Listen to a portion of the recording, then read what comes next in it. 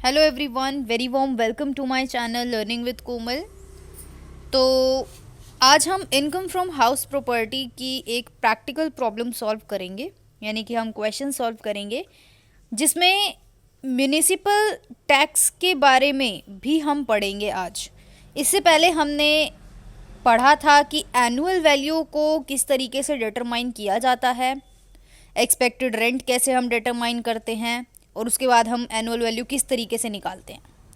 आज हम उसी टॉपिक को आगे बढ़ाते हुए म्यूनिसिपल टैक्सेस की जो डिडक्शन होती है उसको स्टडी करेंगे और एक प्रैक्टिकल प्रॉब्लम को सॉल्व करेंगे। चैनल को अभी तक आपने सब्सक्राइब नहीं किया है तो प्लीज़ सब्सक्राइब ज़रूर करें, बेल आइकन को ज़रूर प्रेस करें। क्योंकि ऐसी ही वीडियोस हम अपने चैनल पर लाते हैं जो आपके लिए काफ़ी ज़्यादा हेल्पफुल होती हैं।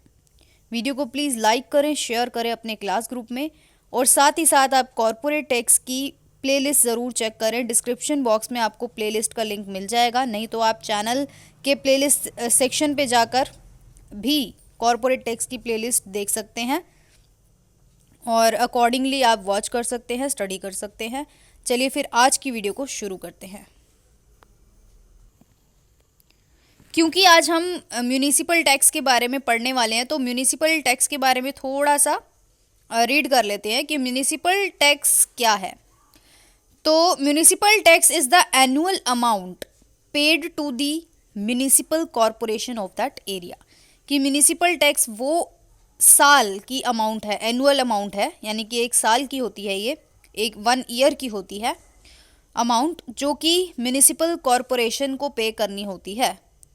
जो भी उस एरिया का म्यूनिसिपल कॉरपोरेशन है वहाँ पर आपको ये अमाउंट पे करनी होती है।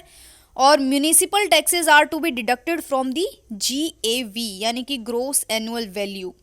तो म्यूनिसिपल टैक्स को आपको क्या करना पड़ता है, डिडक्ट करना पड़ता है जो भी आप ग्रोस एनुअल वैल्यू निकालते हो। अभी हमने ग्रोस एनुअल वैल्यू निकालना सीखा है। अगर आपने पहले की वीडियोस वॉच नहीं करी हैं तो आप प्लीज़ प्लेलिस्ट ज़रूर चेक करें, वहाँ पे आपको वीडियोस मिल जाएंगी। और ग्रोस एनुअल वैल्यू को में से म्यूनिसिपल टैक्स जो है वो डिडक्ट किया जाता है, तब जाके नेट एनुअल वैल्यू निकलती है हाउस प्रॉपर्टी की। ओके, तो deduction of municipal tax is allowed only if it has been borne by the owner. तो यहाँ पे ये ना बहुत इंपॉर्टेंट बात बोली गई है कि ये जो डिडक्शन है ना, ये डिडक्शन आपको तभी मिलेगी जब ये ओनर के द्वारा पे किया गया होगा म्यूनिसिपल टैक्स। कहने का मतलब ये है, अगर टेनेंट ने पे किया हुआ होगा तो ये डिडक्शन नहीं मिलेगी, लेकिन अगर ओनर ने पे करा है म्यूनिसिपल टैक्स तो आपको डिडक्शन मिल जाएगी। ओके, तो चलिए फिर प्रैक्टिकल क्वेश्चन की तरफ आगे बढ़ते हैं हम। तो जैसा कि आप स्क्रीन पे देख रहे हैं, क्वेश्चन जो है वो 2 भागों में डिवाइडेड है, 2 पार्ट्स में डिवाइडेड है, पार्ट ए और पार्ट बी। जैसे कि आप देख सकते हैं, सबसे पहले हम पार्ट ए की बात करेंगे जिसमें हमें असेसमेंट ईयर 2021 टू 2022 की बात की गई है यहाँ पर। और from the following information compute annual values of the properties for the assessment year 2021 to 2022। तो हमें कुछ इन्फॉर्मेशन प्रोवाइड की गई है जिसमें हमें एनुअल वैल्यू कंप्यूट करनी है, निकालनी है। और यहाँ पे हमें प्रॉपर्टीज़ दी गई हैं, प्रॉपर्टी 1 दिया गया है, प्रॉपर्टी 2 दी गई है, प्रॉपर्टी 3 दी गई है, 4 एंड 5 दी गई है। तो इनके बारे में ये फॉलोइंग इन्फॉर्मेशन हमें गिवन है और इसके बेस पे हमें जो है एनुअल वैल्यूज़ इनकी निकालनी है। ओके,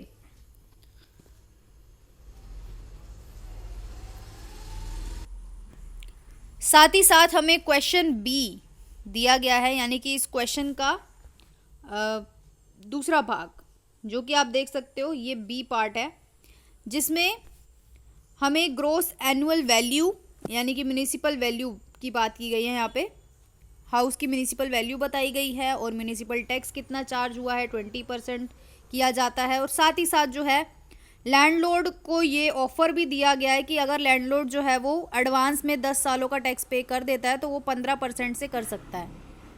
इसके ऊपर भी आएंगे, लेकिन सबसे पहले बात करेंगे ए क्वेश्चन की, ठीक है, फिर हम बी को डिस्कस करेंगे। सबसे पहले ए की बात करते हैं। तो ए में आप देख रहे हो ए में आपको सबसे पहले फेयर रेंट गिवन है, प्रॉपर्टी 1 का, प्रॉपर्टी 2 का, प्रॉपर्टी 3 का, प्रॉपर्टी 4 और 5 का आपको नहीं गिवन, ठीक है, फेयर रेंट आपको नहीं गिवन। आप जानते हो एनुअल वैल्यू को कंप्यूट करने के लिए आपको दो चीज़ों की आवश्यकता पड़ती है। पहली एक्सपेक्टेड रेंट भी चाहिए आपको, है ना, और एनुअल भी चाहिए, और सॉरी एक्चुअल भी चाहिए, है ना, ये दो चीज़ें चाहिए आपको। एक्चुअल तो हमें यहाँ पे गिवन है 3rd नंबर पे, जैसा कि आप देख सकते हो पांचों की पांचों जो है प्रॉपर्टीज़ का हमें एक्चुअल जो है वो गिवन है, ठीक है। और मैं आपको बता दूं यहाँ प्रॉपर्टी 5th को आप ज़रा देखें तो यहाँ पर जो है हम 6 मंथ का बोला गया है यहाँ पर कि हम 6 मंथ को ही कंसीडर करेंगे इस प्रॉपर्टी के लिए, ठीक है। तो आप ध्यान रखना कि ये जितनी भी वैल्यू हैं ये 1 साल की है, बट हमें जो है 6 मंथ को ही कंसीडर करना है। क्यों? क्योंकि ये जो पेड है, म्यूनिसिपल टैक्स पेड है, वो 6 मंथ्स के ऊपर है, इसीलिए हम सारी वैल्यू 6 मंथ के अकॉर्डिंग लेंगे 5th प्रॉपर्टी के लिए। बाकी के लिए तो हम पूरी लेंगे, बट आपको 5th वाली प्रॉपर्टी का याद रखना है कि यहाँ पे हम 6 मंथ के लिए ही कैलकुलेट करेंगे, ठीक है। अभी हम सबसे पहले आ जाते हैं एक्सपेक्टेड रेंट पर, कि आप एक्सपेक्टेड रेंट कैसे निकालते हो। तो हम जानते हैं फेयर रेंट और म्यूनिसिपल वैल्यूएशन, ये दो चीज़ों को देखा जाता है सबसे पहले। और आप जैसा कि देख सकते हो क्वेश्चन में हमें स्टैंडर्ड रेंट भी गिवन है, तो इन तीनों को देखना पड़ेगा आपको, और फिर आप जो है आपका जो है एक्सपेक्टेड रेंट आएगा। सबसे पहले हम क्या देखेंगे, अभी हम प्रॉपर्टी 1 की बात करते हैं सिर्फ। प्रॉपर्टी 1 में हमें फेयर रेंट और म्यूनिसिपल वैल्यूएशन दोनों गिवन है। आप ये देखिए दोनों में से ज़्यादा कौन है, फेयर रेंट ज़्यादा है, इट मीन्स कि ये कितना है फेयर रेंट 30,000। अभी हम सिर्फ प्रॉपर्टी 1 की बात कर रहे हैं, 30,000 हमें गिवन है, लेकिन स्टैंडर्ड रेंट यहाँ पे गिवन ही नहीं है। जैसे कि आप देख सकते हो स्टैंडर्ड रेंट यहाँ पर गिवन ही नहीं है, तो इट मीन्स कि एक्सपेक्टेड रेंट प्रॉपर्टी 1 का क्या होगा, 30,000 होगा। क्लियर है ये पॉइंट। सेकंड प्रॉपर्टी की बात करें तो यहाँ पे भी आपको फेयर रेंट और म्यूनिसिपल वैल्यू गिवन है, लेकिन स्टैंडर्ड रेंट गिवन नहीं है। तो यहाँ पे जो ज़्यादा होगा वही आपका एक्सपेक्टेड रेंट होगा। ज़्यादा कौन है, म्यूनिसिपल वैल्यू कितनी है 27,000, तो ये आपका क्या होगा, एक्सपेक्टेड रेंट होगा। मैं आपको यहाँ पे सॉल्यूशन की तरफ भी ले जाती हूँ, तो आप देख सकते हो फर्स्ट प्रॉपर्टी का हमने एक्सपेक्टेड रेंट कितना निकाला था, 30,000 गिवन है। सेकंड प्रॉपर्टी का हमने कितना निकाला था, 27,000 गिवन है आपको। क्लियर हुआ ये चीज़ आपको, एक्सपेक्टेड रेंट। अब हम 3rd, 4th और 5th की बात करेंगे जल्दी से।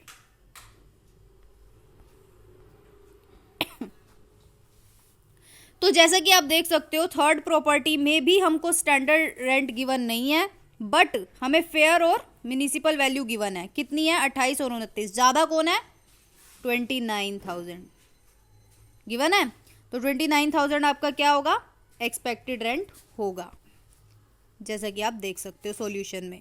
क्लियर है। उसके बाद अब हम बात करेंगे 4th प्रॉपर्टी की। अब आप ये देखिए कि 4th प्रॉपर्टी में हमको स्टैंडर्ड रेंट तो गिवन है, बट फेयर रेंट गिवन नहीं है, फेयर रेंट गिवन नहीं है। तो अब इस केस में क्या होगा, इस केस में म्यूनिसिपल वैल्यूएशन और स्टैंडर्ड रेंट में से जो कम होगा हम उसको लेंगे। मान लो यहाँ पे अगर फेयर रेंट होता भी, फॉर एग्जाम्पल यहाँ पे फेयर रेंट वैल्यू होती भी, तो भी देखिए मान लीजिए हम यहाँ पे फॉर एग्जाम्पल फेयर रेंट ले लेते हैं 30,000, या फिर इससे कम भी ले सकते हैं हम, 20,000 ले सकते हैं, ठीक है। मान लो फेयर रेंट जो है वो यहाँ पे 20,000 होता, तो इन दोनों वैल्यू में से बड़ी कौन है, इन दोनों वैल्यू में से बड़ा कौन है, 25,000 बड़ा है, राइट। फिर हम वो वैल्यू निकल करके आती 25,000, फिर हम उसको स्टैंडर्ड रेंट से कंपेयर करते और ये देखते दोनों में से कम कौन है, कम कौन है, स्टैंडर्ड रेंट को कम है, तो वही हमारा क्या होगा, एक्सपेक्टेड रेंट होगा, ठीक है।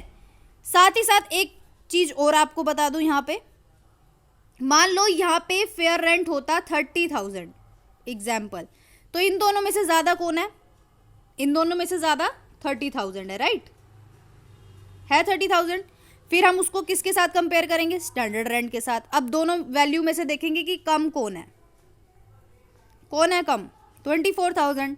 तो हमारा एक्सपेक्टेड रेंट क्या होगा, 24,000। अब फटाफट से देख लेते हैं कि यहाँ पे आंसर क्या है, 24,000, जैसे कि आप देख सकते हैं। क्यों, क्योंकि दोनों में से कम कौन है, स्टैंडर्ड रेंट, तो वही हमारा एक्सपेक्टेड रेंट होगा। अब हम प्रॉपर्टी फिफ्थ की बात करेंगे, प्रॉपर्टी फिफ्थ की बात करेंगे अब हम। तो जैसा कि मैंने आपको बताया कि हमें 6 मंथ्स को लेना है, ठीक है, यहाँ पे 6 मंथ्स को लेना है और यहाँ पे हमें एनुअली गिवन है, बट हमें 6 मंथ को ही कंसीडर करना है। तो देखिए आप, सबसे पहले म्यूनिसिपल वैल्यूएशन यहाँ पे 26,000 गिवन है, बट क्योंकि हम 6 मंथ को मान रहे हैं तो इसका हाफ कितना हुआ, इसका हाफ हुआ क्योंकि 6 मंथ है तो इसका हाफ हुआ आपका 13,000, राइट, 13,000 हुआ। और साथ ही साथ हमें स्टैंडर्ड रेंट 27,000 रुपये गिवन है। इन दोनों में से कम कौन है, कौन सी वैल्यू सबसे कम है, 13,000। तो 13,000 हमारा क्या होगा, एक्सपेक्टेड रेंट होगा। और साथ ही साथ मैं आपको एक चीज़ और बता दूं कि स्टैंडर्ड रेंट यहाँ पे 27,000 गिवन है, 27,000 का भी हम हाफ करेंगे, कितना होगा 27,000 का हाफ, 26 का तो हाफ था 13, राइट, 27,000 का कितना होगा 13,500। इन दोनों में से कम वैल्यू कौन है, 13, तो इसीलिए एक्सपेक्टेड रेंट क्या होगा, 13 होगा। जैसे कि आप देख सकते हो प्रॉपर्टी फिफ्थ में हमारा एक्सपेक्टेड रेंट 13,000 है। Now let's talk about the actual rent. अब हम एक्चुअल रेंट की बात करेंगे जो कि हमें क्वेश्चन में गिवन भी है। एक्चुअल रेंट थर्ड वाला, जिसमें हमें प्रॉपर्टी 1 का एक्चुअल रेंट गिवन है, प्रॉपर्टी सेकंड का एक्चुअल रेंट गिवन है, थर्ड का भी गिवन है, फोर्थ का भी गिवन है, और फिफ्थ में हमें बोला गया 2,000 per month.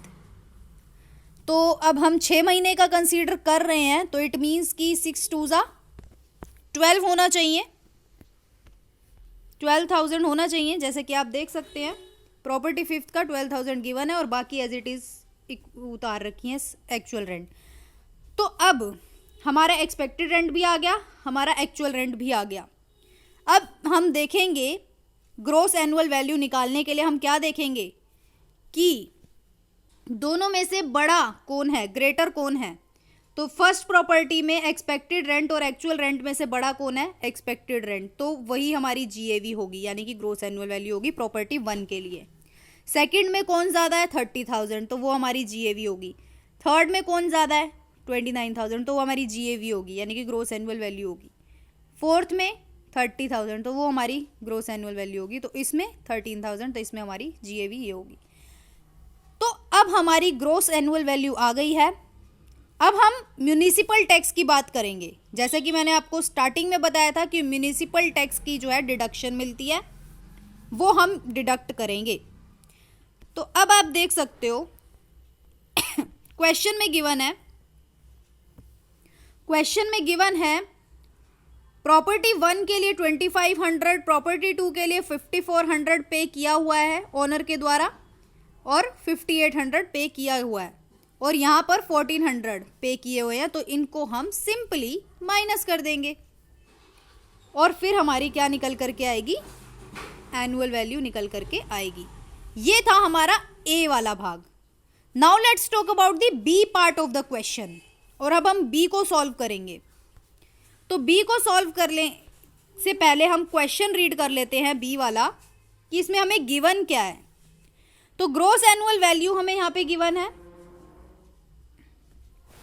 Gross annual value municipal value, कहने का मतलब यह है कि ये म्युनिसिपल अथॉरिटी के द्वारा डिटरमाइन की गई है ग्रोस एनुअल वैल्यू। तो ये हमारी क्या है, म्युनिसिपल वैल्यू है हाउस की। कितनी है, 1 लाख रुपीज़ है। तो म्युनिसिपल जो टैक्स है वो 20% चार्ज होता है म्युनिसिपल वैल्यू पर। तो म्युनिसिपल वैल्यू कितनी है, 1 लाख, 1 लाख के हिसाब से 20% यानी कि 20,000 चार्ज होता है एक साल का। बट यहाँ पे एक बात बोली गई है, ये लाइन आपको बहुत पढ़नी पड़ेगी, कि the landlord can pay municipal tax at 15% for 10 years in advance. कि अगर जो ओनर है, हाउस प्रॉपर्टी का जो ओनर है, वो 15% की दर से, रेट से पे कर सकता है टैक्स, म्यूनिसिपल टैक्स पे कर सकता है एडवांस में 10 सालों के लिए। वैसे 1 साल का रेट 20% है, लेकिन अगर ओनर चाहे तो वो 15% जो है के रेट से पे कर सकता है, अगर वो एडवांस 10 सालों के एडवांस पे करता है तो यहाँ पे क्वेश्चन में बोल दिया गया है कि मिस्टर एक्स ने पे कर दिए हैं 1,50,000, यानी कि 15%, 1,00,000 का 15% के हिसाब से 10 सालों का कितना बना, 15% 1 साल का 15,000 हुआ, 10 साल का कितना हो गया 1,50,000, यानी कि ओनर ने, लैंडलॉर्ड ने 10 सालों का एडवांस टैक्स पे कर दिया है 15% के रेट से। क्वेश्चन आई होप क्लियर है। अब हम आंसर की तरफ आते हैं। तो जैसे कि आपको पता है क्वेश्चन में हमें ग्रॉस एनुअल वैल्यू गिवन थी, जीएवी हमें गिवन थी 1,00,000 रुपीज, और म्यूनिसिपल टैक्स कितना पे किया गया है 1,50,000। तो अब आप ये देखिए कि ग्रॉस एनुअल वैल्यू तो कम हो गई टैक्स से, तो यहाँ इसीलिए नेगेटिव में चली गई है हमारी एनुअल वैल्यू। और यहाँ पे आप देख सकते हैं एक नोट भी गिवन है कि when municipal tax paid by the owner exceed GAV there can be negative annual value, कि अगर म्यूनिसिपल टैक्स जो कि ओनर के द्वारा पे किया गया अगर वो ज़्यादा है ग्रॉस एनुअल वैल्यू से, तो आपकी एनुअल वैल्यू नेगेटिव में भी जा सकती है। आई होप आपको ये क्वेश्चन बिल्कुल क्लियर होगा, और आने वाली वीडियोस जो हैं वो प्रैक्टिकल क्वेश्चंस पर ही होंगी, और हाउस प्रॉपर्टी के प्रैक्टिकल 4 क्वेश्चंस और मैं कराने वाली हूँ। तो आप चैनल पर बने रहिए, चैनल के बेल आइकन को ज़रूर प्रेस करें, सब्सक्राइब ज़रूर करें, और प्लेलिस्ट ज़रूर चेक करें, प्लेलिस्ट सेक्शन ज़रूर चेक करें। Thank you so much.